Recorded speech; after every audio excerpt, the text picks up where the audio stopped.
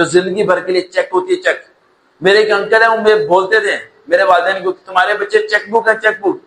میرے گھر والے کہتے ہیں چیک بک کیسے ہیں؟ کہہ رہے ایک ایسی چیک بک ہے جس میں تم پیسے لکھو گے، وڈرا کرو گے، ایک عرصے کے بعد بس انہیں پڑھاتے رہو پڑھاتے رہو پڑھاتے رہو پڑھاتے رہو. بسم اللہ الرحمن الرحیم. زندگی کی وہ ایڈوائس جو کہ آپ کی زندگی ہی بدل دے.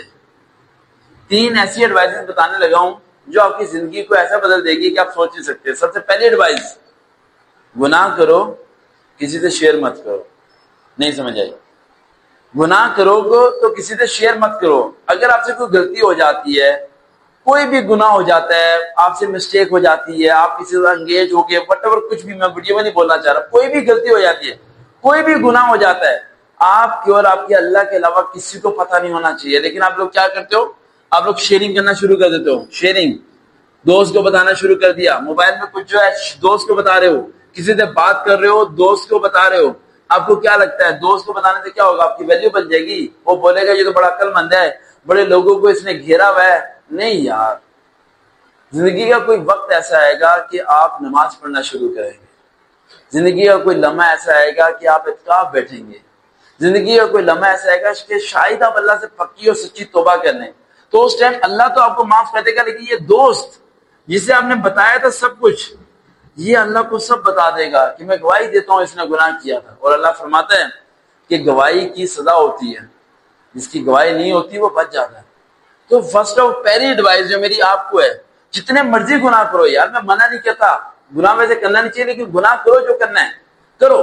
میں آپ کو نہیں گناہ سے روکتا، لیکن گناہ کا آپ کے اللہ کو اور آپ کے علاوہ کسی کو نہیں پتا ہونا چاہیے. کیونکہ شاید اس گناہ کے بعد آپ توبہ بھی تو کرو گے نا، حی علی الصلاۃ کی بات بھی تو کان میں آئے گی نا، اللہ اکبر کی صدائیں بھی تو کہنے کی گونجیں گی نا.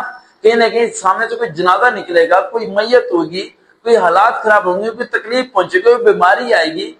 کیا پتا خود ہی بیمار ہو جاؤ، بستر پہ لیٹ جاؤ، اٹھنے کی طاقت تک نہ ہو، تو اس ٹائم بولو یا اللہ معاف کر دے، آئندہ غلطی نہیں کروں گا.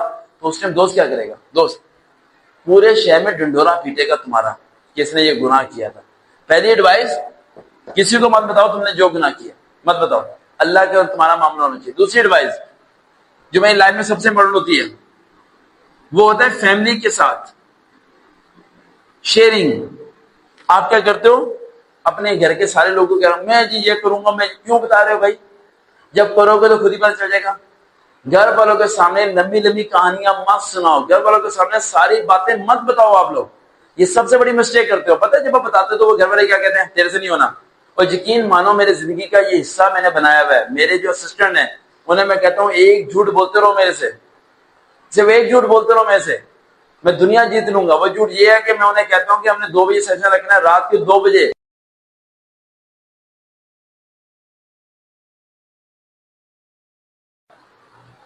میں اپنے اسسٹنٹ کو صرف ایک ہی بات بولتا ہوں کہ ایک جھوٹ بولتا رہے میرے سے. ایک جھوٹ ہوتا تو وہ سچ ہے، لیکن جھوٹ ایک بولتا رہے. وہ یہ کہ جو میں بولوں اسے بولے ہو جائے گا بس. جب آپ کے ارد گرد لوگ ہوتے ہیں وہ کہتے ہیں بی کام کر کے کچھ نہیں بنے گا تیرا، یہ یونیورسٹی تھکی ہوئی ہے، ان سے مت شیئر کرو. انہیں کو یہ تم نے کیا کر لیا، مجھے پتا ہے کاغذ کے ٹکڑے کا میں نے کیا کرنا ہے. تم بہتر ڈیسیژن لے سکتے ہو اپنی لائف کا. تو اپنی فیملی سے شیئرنگ کرنا بند کرو اور ان لوگوں سے شیئر کرو جو تمہیں صرف ایک ہی بات بولیں گے تم سے ہو جائے گا.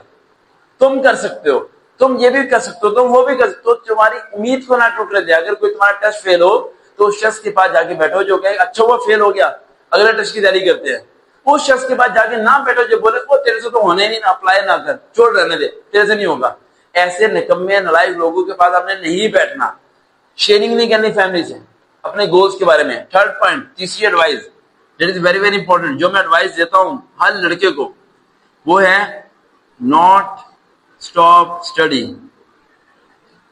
رکنا نہیں ہے بھائی.